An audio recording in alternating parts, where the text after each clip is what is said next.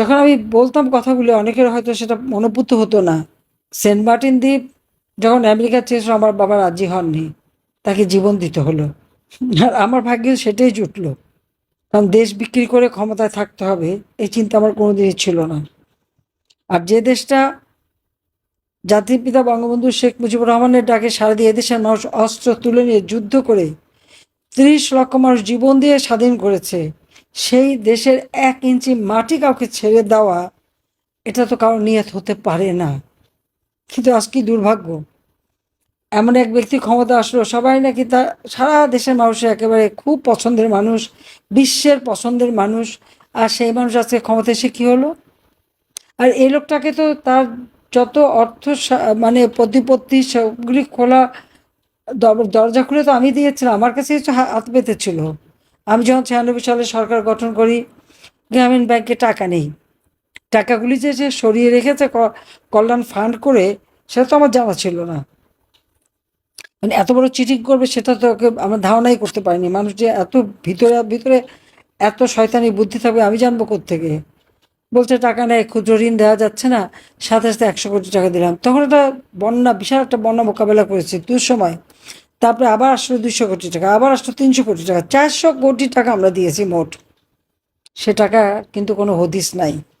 আমাকে বলা হলো গ্রামীণ ফোন এটা ব্যবসাটা দিলে পরে আমি যখন সমস্ত অ্যানালগ ফোনকে ডিজিটাল করা মোবাইল ফোন উন্মুক্ত করে দিলাম টেন্ডারে, যে যে কটা কোম্পানি চাই আমি দিয়ে দেবো, মানুষের হাতে হাতে থাকবে। ডক্টর ইউনূসকেও একটা দিয়ে দিলাম, কারণ তিনি প্রতিদিন এসে আমার কাছে ধন্যবাদ দিতে, আমি দিলাম। সেটাও তো সে বলতে গেলে ওখান থেকেই টাকা বানিয়ে কিন্তু মেরে খেলো। দুর্নীতির মামলা, 5টা দুর্নীতির মামলা, মানি লন্ডারিং, গ্রামীণ ব্যাংকের টাকা, গ্রামীণ ফোনের টাকা, সব, এমনকি শ্রমিকদের টাকা মেরে খেয়ে শ্রমিক আদালতে সাজাপ্রাপ্ত আসামি হচ্ছে ডক্টর ইউনূস। চলে চলে মাসতুতো ভাই, এবং ক্ষমতা এসে যত দুর্নীতির মামলা ছিল সব বাতিল করে দিল, নিজেরটাও করলো, বাকিদের করলো।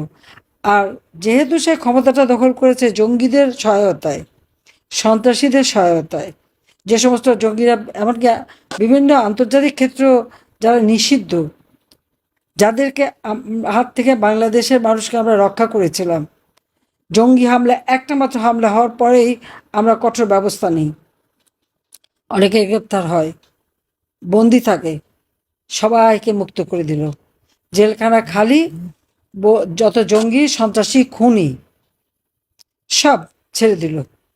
এখন বাংলাদেশ সেই জঙ্গিদের রাজত্ব, সেই জঙ্গিদের উপর নির্ভর করেই, তাদেরকে ব্যবহার করে, এবং আমাকে আর রেহানাকে হত্যার চক্রান্ত করেই ইউনূস কিন্তু ক্ষমতা দখল করলো।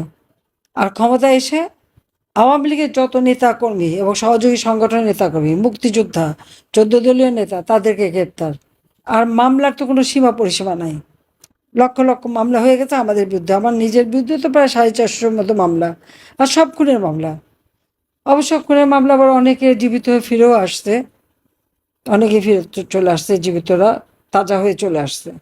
কেউ বিয়ে করলো, কেউ বক্তৃতা দিচ্ছে, কেউ কাজ করছে। এটাই হচ্ছে তার মামলার নমুনা। এইভাবেই মানে সবাইকে হয়রানি করা। শুধু তাই না, আমাদের দেশের সমাজের প্রত্যেকের উপর হামলা, যেভাবে পুলিশ হত্যা করেছে। 15ই ফেব্রুয়ারি থেকে যে হত্যাকাণ্ড শুরু করলো এবং অগ্নিসংযোগ শুরু করলো এই ইউনূস বাহিনী, তারই নির্দেশে। এটা তো সে নিজেই বলেছে, তার মাস্টার মাইন্ড দ্বারা করা মেটিকুলাস ডিজাইন। আন্দোলন, ছাত্র আন্দোলনের কোনো লিডার ছিল না, কেউ ছিল, সবই উনি একেবারে সূক্ষ্মভাবে পরিকল্পনা করে, মেটিকুলাস ডিজাইন করে, মাস্টার মাইন্ড দ্বারা সংগঠিত করেছে। তাহলে 15ই ফেব্রুয়ারি থেকে যত হত্যাকাণ্ড, পুলিশকে হত্যা করা, আওয়ামী লীগ নেতাকর্মী, সাংস্কৃতিক কর্মী, সাংবাদিক, আইনজীবী, যতগুলি হত্যাকাণ্ড, তার দায় দায়িত্ব তো ইউনূসের উপরে পড়ে। হত্যা করলো যারা, তাদেরকে দিল দায়ী মুক্তি, আর মামলা হলো সব আওয়ামী লীগের বিরুদ্ধে। এটা কোন ধরনের ন্যায় বিচার, কোন ধরনের গণতন্ত্র, আর কোন ধরনের স্বাধীনতা, সেটা আমার প্রশ্ন। যে রাইফেল 7.62 যে বুলেট ব্যবহার হয়, কাদের হাতে সে রাইফেল আছে, সে অস্ত্র কার হাতে আছে, সেগুলিকে উদ্ধার করা হয়েছে? তা উদ্ধার করেনি। এই অস্ত্রগুলি কোথায় রাখা আছে, কাদের হাতে আছে? জামাতে ইসলামী যারা ওই পাকিস্তান থেকে ট্রেনিং নিয়ে এসেছে, তাদের হাতে যে অস্ত্র সেটাকে উদ্ধার করা হয়েছে। জঙ্গি সন্ত্রাসীদের অস্ত্র, ইনুস বাহিনীদের হাতে অস্ত্র, সেগুলো উদ্ধার না করে পুলিশের কাছে অস্ত্র নিয়ে তাদেরকে লাঠি সাপ্লাই দেওয়া হচ্ছে। অর্থাৎ তাদের জীবনটাকে আরও আরও একটা আশঙ্কার মধ্যে ফেলে দেওয়ার চেষ্টা। আওয়ামী লীগের আমলে একটু হলে তো পরে একেবারে গেল গেল গেল সবগুলো চিৎকার চোটে অস্থির। এখন তাদের বিবেকও বন্ধ। কোন দেশে বাস করি আমরা? কাদের জন্য কাজ করি?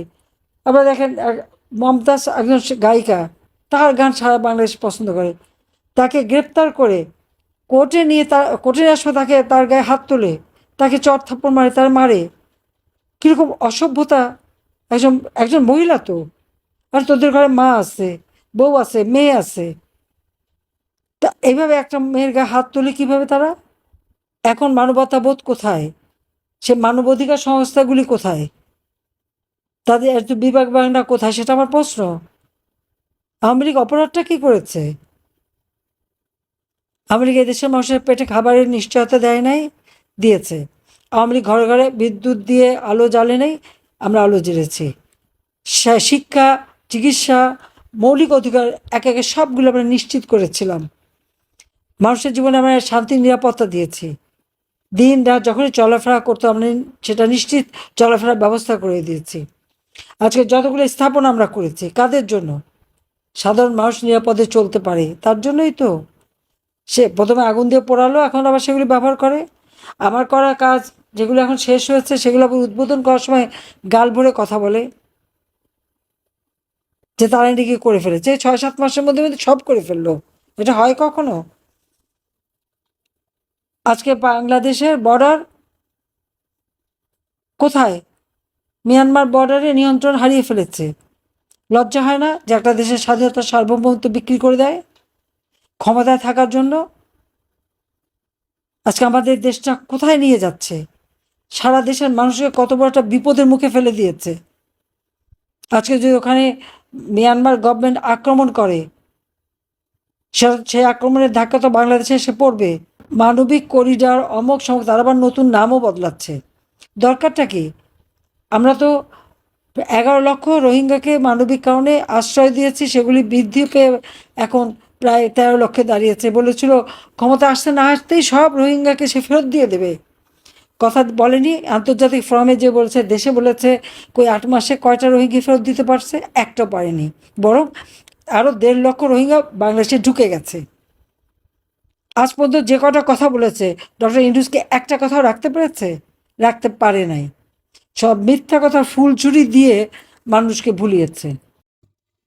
আসসালামু আলাইকুম। সম্পূর্ণ ভিডিওটি দেখার জন্য আপনাদের সকলকে জানাই আন্তরিক ধন্যবাদ। ভিডিওটি যদি ভালো লেগে থাকে কিংবা তথ্যবহুল মনে হয় অবশ্যই লাইক করবেন, কমেন্টসে আপনি আপনার মতামত জানাবেন এবং ভিডিওটি আপনি আপনার বন্ধু বান্ধবদের নিকট শেয়ার করবেন। ধন্যবাদ সকলকে, আবারও ভালো থাকবেন।